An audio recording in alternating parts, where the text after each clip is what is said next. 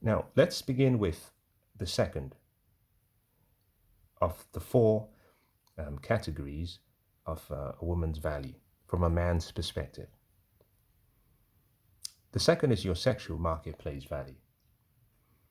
Now, this is perhaps the most important from a man's perspective. This usually is what gets his attention. This is very visual.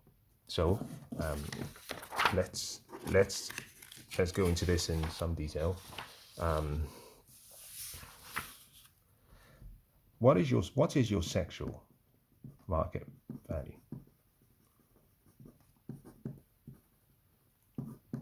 Okay, well, your sexual marketplace value. Now, I should have said, in all of the value systems, men will associate a score.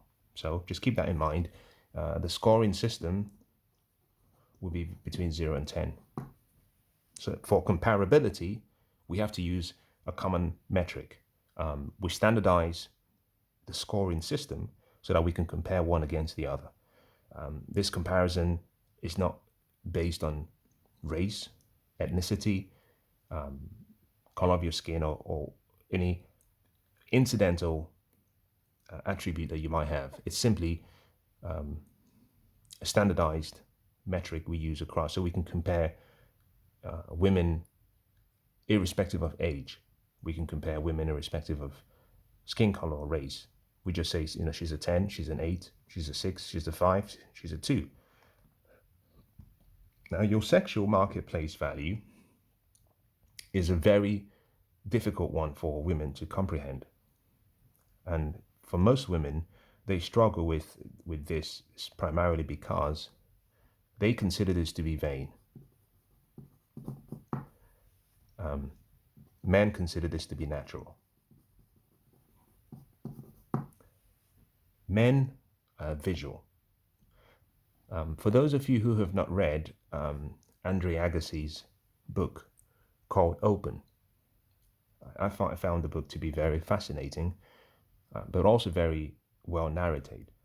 If you cannot read, you can listen to the audiobook, and the narration is spectacular. But in the statement, he makes a statement in the book which stuck with me. He said, image is everything.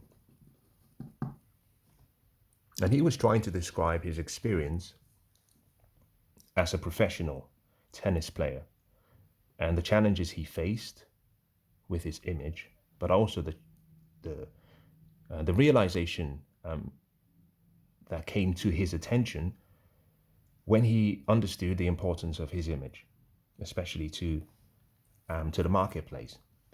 Your sexual marketplace value for a woman is interwoven by a number of factors. Primarily, it's visual. And this connects to the whole concept of image. And this is why women think it's vain, because women generally believe that a woman's worth is much more than what she looks like. And generally, that is a plausible statement to make. However, I learned something many years ago, that if you do not know me, then it means that I am obscure, that my issue is obscurity, and that the first thing I have to do is to get your attention. Attention is currency. We've seen the power of attention in the last 10, 15 years on social media. Those who can hold other people's attention command a great following, command a lot of financial rewards, command a lot of attention. Attention is currency. And how you get people's attention makes a difference. I can stand on the corner of the road and I can shout at everyone that walks past me, and I will get their attention. But I will be seen and looked at no different to a drunk, mad scoundrel. On the other hand, If a woman stands at the same corner of the road and she dresses very, very well, and if she is very beautiful, irrespective of whether it's a man walking past or a woman walking past, like beauty, we are drawn to the beauty. We're drawn to that attraction. She gets our attention. It could be based on how she dresses. Sometimes it could be based on how she looks. Sometimes it could be based, perhaps, on her demeanor. But attention is currency. And the way the sexual marketplace works, in order to get a man, you have to get his attention first. And once you have his attention, you go into the introduction phase and then into the conversation or communication phase. But step one is attention. And that means that for women, your sexual marketplace value can be very easily judged on three simple things. The first is your height, your weight, and this connects to your dress size. Fundamentally, your height, your weight, your dress size. That's what we see. A woman who is round is perceived differently to a woman who has a pear shape, and is perceived very different to a woman who is more slender and slim. I know this is not an easy thing to say. However, society does not place any burden on anyone beyond what they're willing to accept. So the whole concept that this is a creation of society to oppress women of certain shapes and sizes is completely preposterous as far as I'm concerned. The reason is simple. In the marketplace, it's not society that does the comparability. It's the person standing next to you. So for example, a woman who is a size 16 is considered relatively smaller if she is in a group where the smallest size next to hers is size 22. So someone who is 16 will look relatively smaller if she's around women who are much bigger. Likewise, a woman who is a size 4 could look too small if she's next to people who are size 10s and size 12s and size 14s. This is the concept of what we call relative comparability, not absolute comparability. Absolute comparability is where we look at you just as a person, and that is what I will focus on. But similarly, there is also the part whereby a man looks at you as an individual, then he compares you to the group because you are part of the group. So height, weight, dress size. Let's begin with height. In the UK, the average height of the British female is 5'4". The average height of the British male is roughly 5'9", 5'10". As a matter of fact, there's been a number of polls done where they've asked men, what is your ideal and attractive height for a woman? And they say 5'4" to 5'5". So generally, the average is the norm, and the average is the most attractive. When women are asked, what is your preference or your preferred height for a male, they usually say 5'9", 5'10". Again, the average is the norm, preferred, people's preference. So for example, let me use myself. I'm 6'2" plus. That would mean that on a relative basis, if you were comparing me to the average male, most women may not consider me desirable because I'm not that perfect or ideal height. I'm slightly higher. So for women who are smaller, they would find me slightly too tall. On the other hand, women who are much taller, women who are 5'9", 5'11", 6, would find someone who is taller than them slightly more appealing or attractive. So your height matters. The next is your weight. Again, a very, very sensitive subject. So let me be careful in choosing my words, but let me not rob you of the opportunity to provide you with something of value. Your weight matters, but your weight is relative to your height. What does that mean? Okay, well, generally, the best way to think about your weight is a man is thinking about how heavy you are. There used to be the need for a man to be able to carry his wife. Just think about wedding photographs. That says it all. Can you carry your wife? Can you carry her from one part of the dance floor to the other? And usually a woman's weight should be about, and this is not applicable to everyone, but on the average, if we're looking at women who are, say, from between 55 and 59, that is, you could say, the average ideal weight, maximum that a woman should weigh. You can weigh less, but ideally, if you're weighing slightly more, that is a little bit troublesome, without reason. Again, without reason.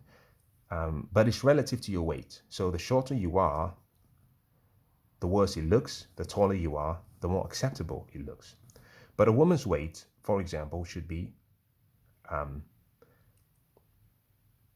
the way the man will consider this between a man and a woman is the man should weigh the woman's weight plus 10 kg. And he could go up to 15 kg. So his weight plus 15. So for example, let's use myself. My weight fluctuates. I'm at 95 kilograms, but I usually am roughly at 90 kilograms. Sometimes I drop down to 89 kg. But if I'm building, sometimes I can go up to 95.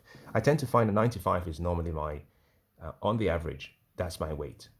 I'm very athletic, and so compared to my height, this is very important, and I'm going to use myself so you can see that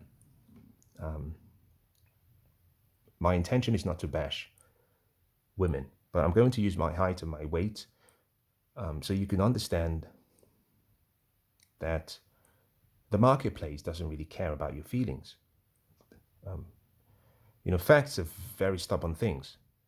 And for people who believe that their perspectives are too important to be disrupted or interrupted by facts, they always end up being corrected in a miserable way by life, eventually. According to the BMI, if you go to the NHS, which is the National Health Service, if you were to put in my height, and if you were to put in my weight, it would tell you that I am overweight.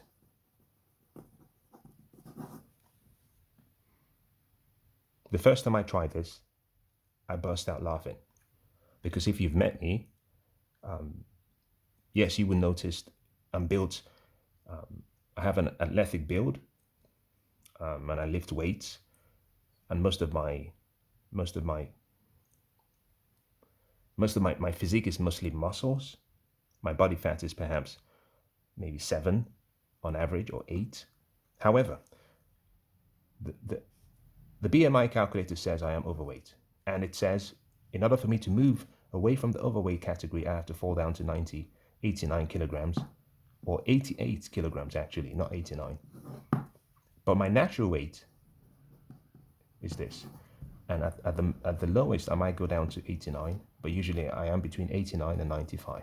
Now, why am I discussing myself? After all, you haven't come here to listen to me. I'm doing so you can understand that even using the standards that we have, I do not have any complaints against the BMI. It is what it is. I don't take issue with that. So likewise, whatever you hear me say about your weight, don't take issue with it. Just ask yourself the question, is this possible? Is he potentially correct? And is he wrong? So let's go back to ladies. Your weight, you should be looking to keep your weight within a healthy range. Women who are weighing 65 and above, depending on your build, you might justify that. But in the marketplace, it makes a difference. Your weight should be regulated to your height. If you're 5'4", you should be aiming for something in that range or lower. If you're 5'2", you should be aiming or lower. If you're 6'1", then you could aim for something slightly higher. You might go up to 63 or kg or something, or 65 kg. But you have to be careful about your weight. Now, this is why this is very, very important. Let's go back to myself. Let's say I'm dating a lady who is 5'10", for example, and she weighs 60 pounds. Sorry, 60 kilograms. Apologies, I may have been using pounds all along, but I am 95 kilograms. Let's say I'm dating a lady this much, and let's say we have the intention of having 3 to 4 kids. The reason men consider your weight to be an issue is because usually when a woman has a child, she tends to retain between 10 and 15 kilograms after birth. So let's say child number 1, she puts on 15 kilograms. Let's say that she's able to lose some of that. In this case, let's say she loses 30% of that. And let's say she drops down to something in the region of about 11 kilograms. Child number 2, she puts on another 10 to 15. Now let's assume that she goes through her childbearing process consecutively. Child 1, first year, child 2, second year, child 3, third year, and she's done. So by the second year, she puts on another 15 kilograms. But this time around, she only gets rid of roughly 25%. So let's say she retains 12 kilograms. And child 3, she puts on another 10 to 15 kilograms. But this time around, she's only able she retains roughly 13 kilograms.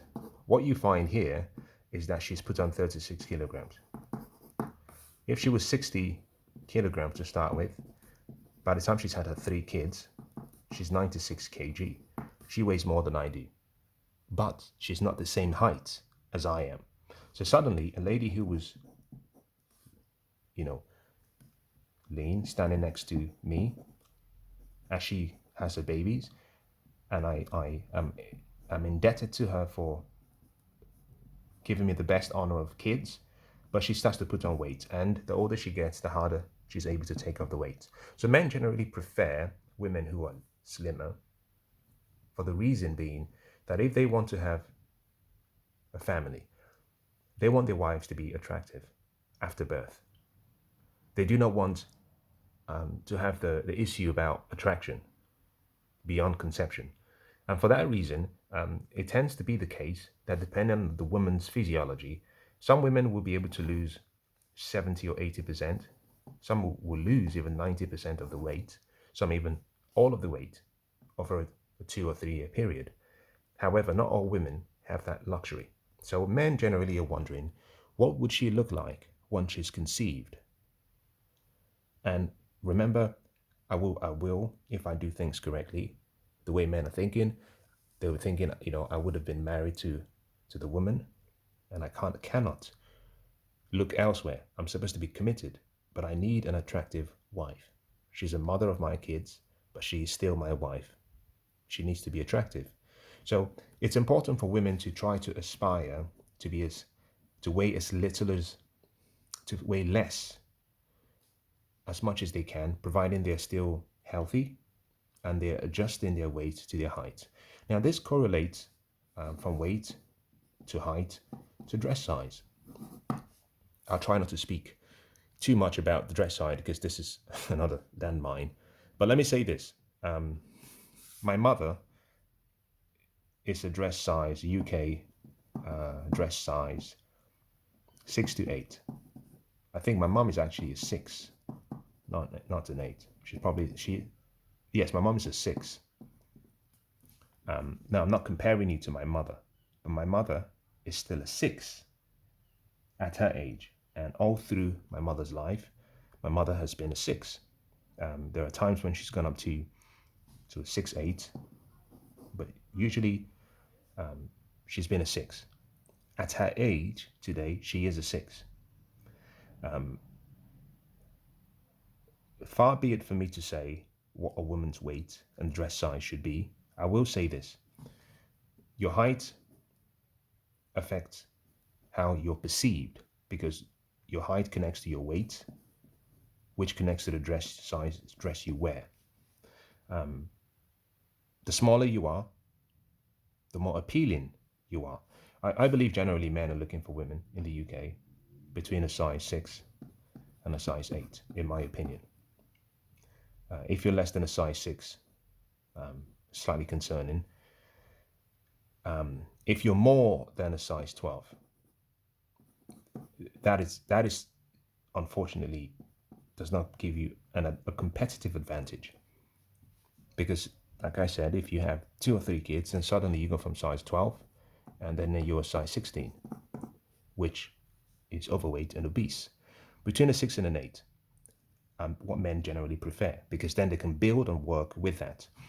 But between an 8 and a 10 is realistically the right weight. Realistically. Now, I should say this, that one has to be mindful of the fact that certain women have we all have different body shapes and body sizes. So keep this in mind. Do not use this as a rationalization, but it does make a difference. In looking at your height and your size, there are a few things that we consider. We look at your shoulders size, we look at your bust, we look at your waist, we look at your elbows size, we look at your hips, we look at your ankles, we look at your legs. Men generally will pay attention to a few areas. Your shoulders. So a woman could be a shoulder like that, then her bust. Your bust should be slightly less or bigger, depending on your preference as a man, and then your waist. Let's say your waist comes back somewhere there. Skip your elbows for now. We'll go down to your hips,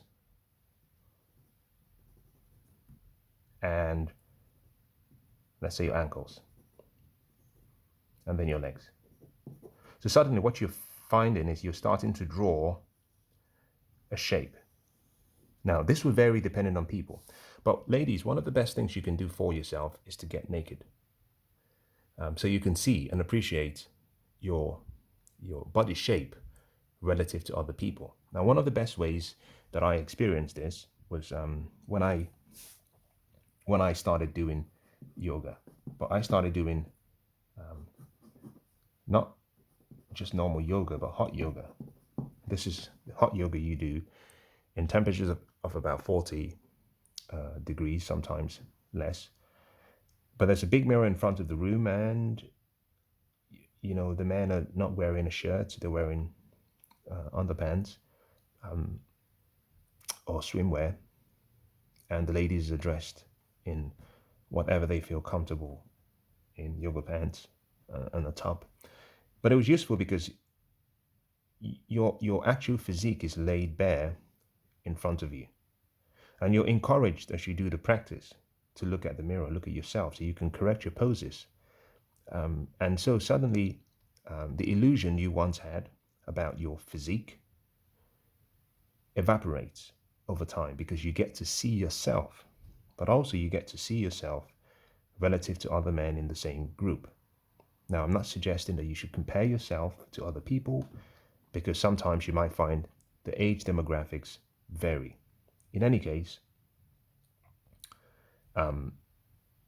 standing in front of the mirror relative to other people is a great way of knowing what your physique looks like and how your physique compares to other people.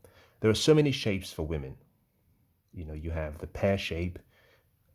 You know what? Let me not go there. Ladies, you can spend some time online looking at all the different shapes. And as a matter of fact, I would suggest you do this and look at the various key areas.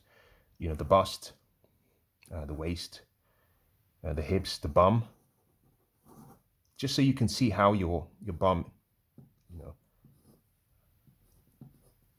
there are different, uh, you know, bumps. Ladies, you just go do your research so you can understand, because the most important part of this, you may have heard this saying, you know, accentuate the positives and down with the negatives and don't mess with the other jazz. The whole purpose of this is so you can understand your intrinsic characteristics, and so you can understand how to maximize and improve your visual image of yourself. So for example, the reason I started talking about the bum is because you can understand what exercises are needed to enhance your body. You can understand your key selling points, the parts of your physique that are the most attractive, so you can maximize those. You can look for areas of improvement. But the key thing is to recognize what you have. There are women who are size 16s who are very, very attractive, and more attractive than women who are size 10s. Why? Because the women who are 16 are proportional. They know how to use their bodies. They have studied themselves. They know what they work on. And so to the man who's looking from the outside, he would find her more attractive than a woman who's a size 10, who just believes that because she's a size 10, she automatically is attractive. It isn't the case. It's about how your several body parts relate to each other. Now, let me leave that and put that aside, because I think I've dealt with that enough. But let me come back to your sexual marketplace value.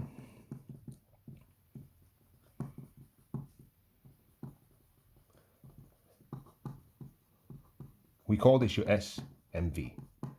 Okay, very quickly. This deals with your level of attractiveness. And by that, I'm talking about how fit you are. In the UK, we say the girl is very fit, meaning she has a great body, or she's attractive. It has to do with your sexual marketplace value, has to do with your beauty. Some people have very beautiful faces. Some people have outstanding bodies, even without trying. Some people have beautiful legs. Some people have beautiful hands. Some people have beautiful shoulders. But overall, your beauty. It has your sexual marketplace value, as I've mentioned before, combines your height, your weight, and your dress size. Now, the reason your height, weight, dress size matter to a man is because we think about what you would look like in casuals. We think about what you would look like naked on the beach. We think about what you would look like going to a dinner, a formal dinner. We think about what you would look like going to a ball.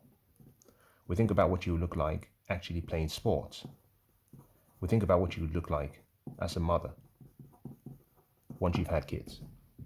Now, number 4 is it has to do with generally your aesthetics.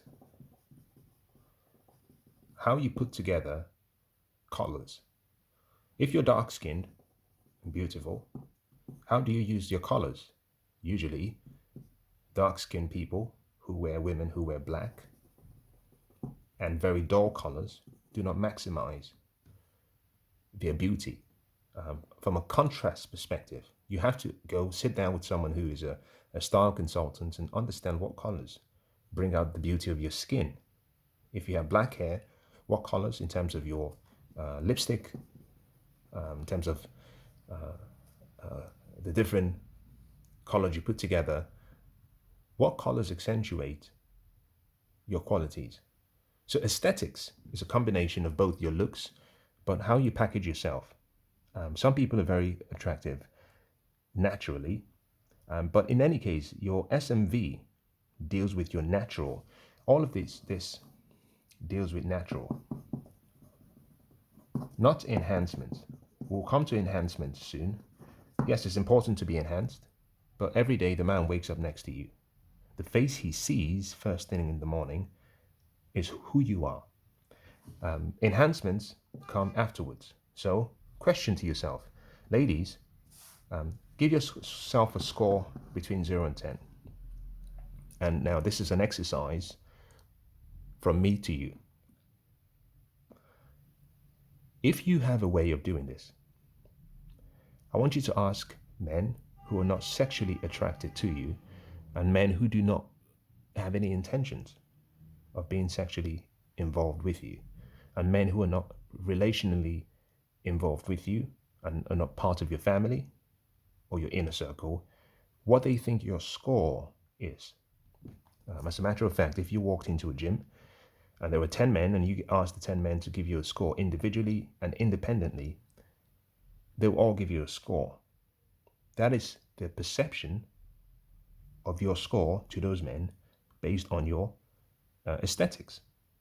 So, key thing, give yourself a score, and if you can, get a group of men to score you. Usually when women score other women, they score them very highly. When men score women, they score them very realistically. But what we're looking at is your score first thing in the morning, when you do not have any makeup, when you have your natural hair, your natural eyelashes, no lip glosses, no lipsticks, everything natural, no makeup, natural. That is your natural look.